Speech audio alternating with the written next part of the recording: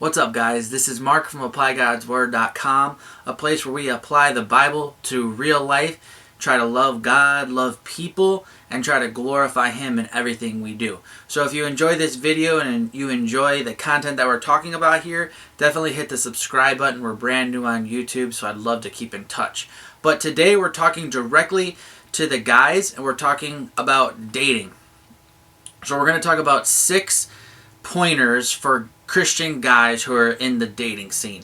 So the first thing I would say is think about your future together and not just your fantasy. I know guys and girls can both struggle in this area, but I think it's safe to say it's easier for guys to be blinded by beauty more than it is for women. We guys are very visually wired. We think about things that I think women don't often think about so quickly, and we can really easily get so infatuated with the external beauty of a woman, we can be blinded to her lack of internal beauty. If you're too focused on the exterior of a woman, you're going to miss out on a lot of amazing opportunities in dating. A lot of times attraction grows. It's not always a love at first sight, instant wow factor. It's great if you have that, but oftentimes you become more and more attracted to somebody the more you get to know them and the more you realize how much you have in common. So, hey, I get it. We're prone to like a certain type of girl, the way she looks, a brunette, a blonde, redhead, whatever, but you don't want to be overemphasizing hair color when she has a total lack of character. That's not what you're going to care about down the line when you're married. The second thing I would say is kind of similar to the first. You got to stop looking at porn before you start pursuing a life partner. I know a lot of guys think that marriage will kind of solve this issue. A lot of good Christian guys are struggling in this area. I know not everybody struggles with porn, but so many people do silently who you would never guess are struggling with it. It's an easy thing to get trapped in the shadows and not to tell anybody. And we can think that, well, once I get married, I'll be able to have sex all the time with my wife, and this porn issue will just go away. That's a really false belief. A lot of times, a sexual addiction will get worse in marriage because you're going to be dealing with all kinds of those triggers that set you off in that area. Marriage can be stressful, it can be hard, it can have ups and downs, it can require a lot of you, there's a lot of responsibility. So those can be triggers for the sexual addiction, and you don't know how to cope with a conflict in marriage. You're going to run right to your computer, to your smartphone, and go back to what you're used to doing. So I would say if you want to have a healthy marriage, you got to stop looking at porn before you start dating somebody and before you start pursuing a life partner. If you want help in this area, I have a ton of resources on my website at ApplyGodsWord.com. I've actually written a whole book on this called Redeemed Like David, How to Overcome Sexual Temptation. So I'll leave some links in the description of this video if that's something that would interest you. The third thing I would say is focus on becoming the type of man she would want. In dating, I think it's really easy for guys to just look out there and try to find the type of girl they would want, but in the meantime, they're setting way too high of expectations, and they're looking for things in girls that they don't actually require of themselves. So again, I know every Christian struggles with double standards and judgment, but as a guy, I think I have a license to say this, don't get mad. I think dudes do it more.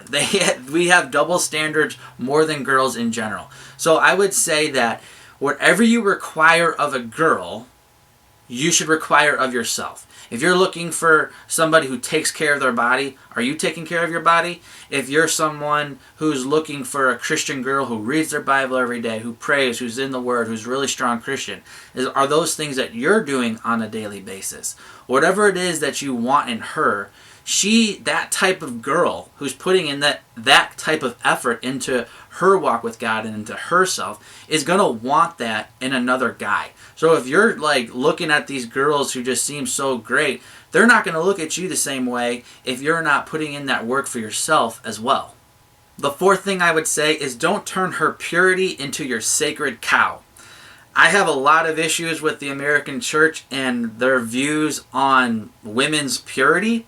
I don't have time to explain that in this video. I have written about it on my website, so again, maybe I'll leave a link in the description if you want to read more about that. But in general, I would say that a lot of Christian guys have idolized Christian girls' purity. And I think we do that because we're looking for them to fill what we feel we're lacking in ourselves. We want them to be that perfect person because we don't feel like that perfect person. We feel like if we could capture and win that girl who's like this, idol girl that everybody wants, we're going to feel like a stronger, better man. But what I would say is you don't want to go to a girl to get your strength. You ultimately want to go to a woman to offer your strength. You need to go to her and give her what Christ has given you. You want to lead her to the gospel. You want to be an example for Christ in her life. You don't want to be needing all this stuff from her. You want to be offering. The fifth thing I would say is make sure your life trajectories are going in the same direction, that you're on the same path in life. So in dating, you could really maybe check the big boxes. She loves God. You like the same Netflix shows. Those are the two biggest things. Do they love God and do they enjoy the same entertainment? No, but seriously, you can check these big boxes. You can have tons of fun. And that's great. That's awesome for dating. But you have to look at where you both want in life. Let's say she wants to be a lawyer. She wants to live in the suburbs and send her kids to Christian school and, be faithful church attenders and all of that. Really, she could serve God right where she's at like that. That's nothing wrong with that life. You could serve God wherever you're at. So that's great. Maybe you, on the other hand, have something a little bit wilder in mind. You want to be a missionary in the Amazon and reaching unreached people groups. So if she has this desire to live in the suburbs and be a Christian lawyer, and you want to be a missionary in some crazy jungle, those two life trajectories are so different, it's really not going to work.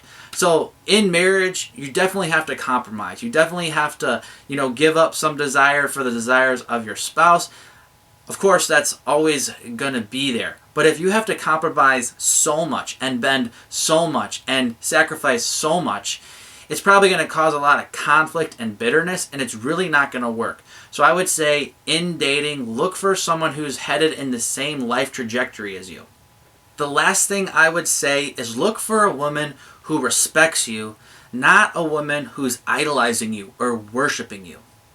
One way to figure out if she is idolizing you is if she goes on these giant emotional swings. 1 minute you're a god, the next minute you're a demon. That usually means she has an unrealistic expectations of you, and she's, seeing you as her god. And one way to identify idolatry is the big highs and the big lows. When you go really high and she lifts you way up there, the fall is always really dramatic.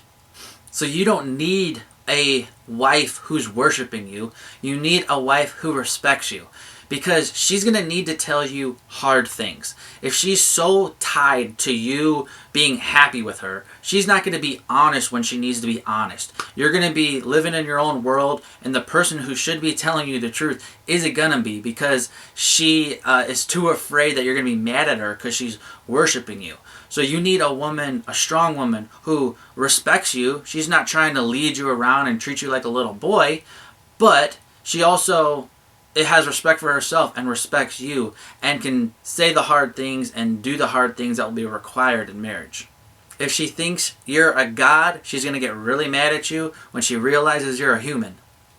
Alright, well, those were just 6 quick tips to the Christian guys out there in the dating scene. I'll leave a link in the description of this video for a full article with a lot more verses and in-depth information on each of those points from my website on ApplyGodsWord.com. So if you enjoyed this video, definitely hit the subscribe button so we can keep in touch. As always, until next time, God bless.